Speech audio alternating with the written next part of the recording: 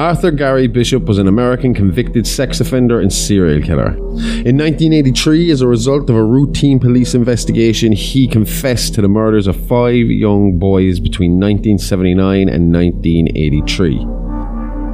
Arthur Gary Bishop was born in Hinckley, Utah, the eldest of 6 brothers. Bishop was raised a devout Latter-day Saint and was an Eagle Scout and an honors student. At 19, Bishop served as a missionary in the Philippines. Bishop was arrested for embezzlement in February 1978 and given a 5-year suspended sentence, but he skipped his parole and fled to Salt Lake City, living under the alias Roger Downs. In 1979, he was excommunicated from the Church of Jesus Christ of the Latter-day Saints. While in Salt Lake City, he joined a Big Brother program, where he was a big brother to a 10-year-old boy for nearly a year. Bishop was forced out of the program before his first murder, after directors discovered he was molesting other children. Bishop killed his first victim, a 4-year-old boy named Alonzo Daniels, on October 14, 1979. He lured the boy from the courtyard of his apartment complex to his own apartment with the promise of free candy. After attempting to sexually assault Daniels, Bishop took him into the bathroom, hit him on the head with a hammer, and drowned him in his bathtub. He fondled the boy's dead body and mutilated his genitals. He put Daniel into a box and carried him out, walking past the boy's mother, who was frantically calling her son's name. He then buried the body in Cedar Valley. Bishop relived the experience in the following months by buying and killing puppies, stating it was so stimulating. A puppy whines just like Alonzo did. I would get frustrated at the whining and I would hit him again with the hammer, or drown him, or strangle him. Bishop molested a young boy, John, in exchange for money and expensive toys. On October 8, 1980, John introduced Bishop to an 11-year-old Kim Peterson at a roller skating ring. Bishop told John Bishop, wanted photographs of Peterson, and John agreed to contact Peterson on the pretext of buying a pair of roller skates that Peterson was trying to sell. When Bishop and John called Peterson, Bishop took the phone and asked Peterson to meet Bishop and John at a pool parlor. Bishop asked Peterson if Peterson wanted to go out to Cedar Valley and hunt rabbits. Peterson said yes, and after convincing him to take photos in the car, they got out and started walking. Bishop, walking behind Peterson, shot Peterson in the back with a 38 caliber revolver. Peterson began crying and Bishop shot him twice more in the head. Bishop molested Peterson's corpse, mutilated him in a fit of anger, and buried him close to the body of Alonzo Daniels. Law enforcement authorities routinely questioned Bishop, but Bishop was not considered a suspect in Peterson's disappearance. Witnesses described the man Peterson had talked with at the roller skating ring as white, aged 25 to 35, around 200 pounds, and with dark hair. On October 20th, 1981, Bishop lured 4-year-old Danny Davis from a supermarket to his home half a block away. After playing with toys at Bishop's house, Davis became bored and started to cry. Concerned about the noise, Bishop put his hand over the boy's nose and mouth and suffocated him. Some other boys were coming over to Bishop's house, so he put the body in a couple of garbage bags and placed it in the corner of the kitchen. The next morning after breakfast, Bishop took the body to Cedar Valley. Davis is the only child that Bishop did not molest. Several shoppers recalled a smiling man standing near the child, but could only give vague descriptions of his appearance. Police launched one of the biggest searches in Salt Lake County history. Teams of searchers scoured the neighborhoods, divers dredged ponds and lakes. Shoppers at the supermarket where Davis vanished agreed to undergo hypnosis to dislodge greater details of the abductor. Flyers were printed offering a $20,000 reward, and the FBI were contacted but were unable to find any trace of the boy. After murdering Danny Davis, Bishop vowed to never do it again.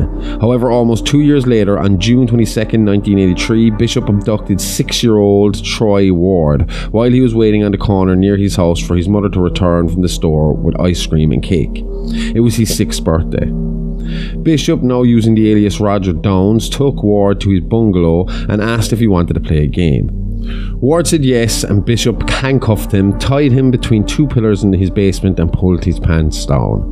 When Ward began to cry, Bishop hit him with a rubber mallet until he was silent. Bishop put Ward's body in a trash bag and tossed it into a stream in the Big Cottonwood Canyon, thinking it would be easier than burying another body in the desert. 1 month later, on July 14, 1983, 13-year-old Graham Cunningham was set to go on a trip to California with a friend and his father, John and Roger Downs.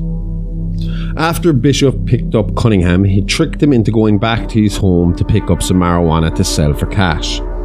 Bishop asked if Cunningham would pose for some photos, to which he agreed, in exchange for a skateboard. Bishop was afraid Cunningham would tell, so he hit him on the head twice with a hammer. He took Cunningham to the bathroom, filled the tub and drowned him. He disposed of the body the same way he did Ward's. 2 days later, John and Bishop went to California.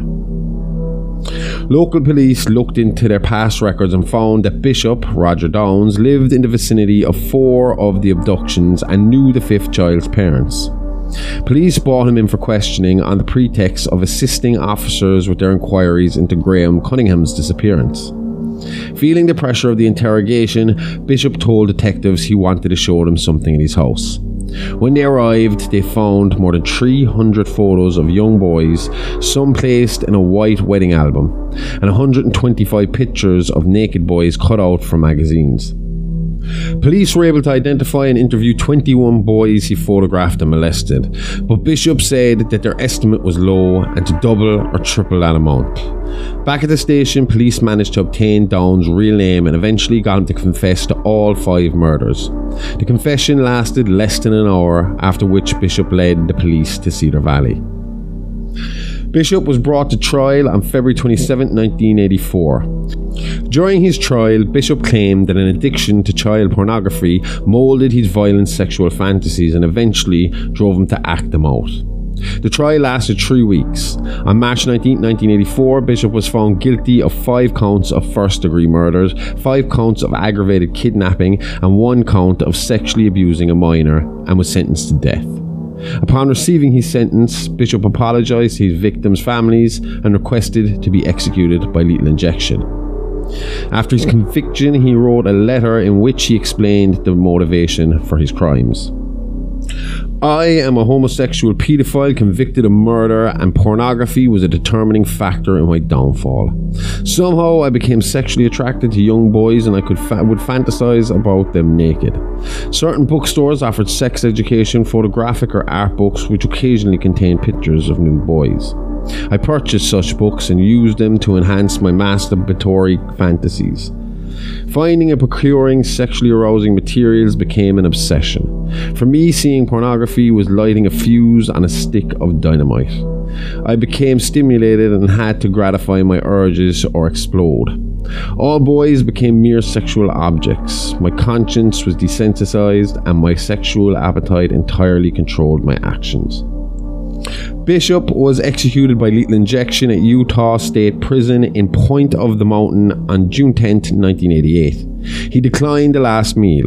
Before his execution, he again expressed his remorse for his crimes. I want to offer again my most profound and heartfelt apologies to my victims' families. I am truly sorry. I have tried my best to empathize with their grief and devastation, and I hope they come to know of my concerns and prayers for them. If you like that, then check out our Patreon, where for just $5 a month you get access to exclusive shows like Real Monsters and Playing with Bones with Amy Rose, along with early access to all our minisodes and ad-free access to the Weekend Update and It's Alive Alive! Not convinced yet? Well, head on over now and have 7 days on us. That's a 7-day free trial for all new members. That's It's Alive Alive Pod on Patreon. It's Alive Alive! All the guts and go with none of the guilt. See you on Wednesdays, unless you're on Patreon when you get us all week long.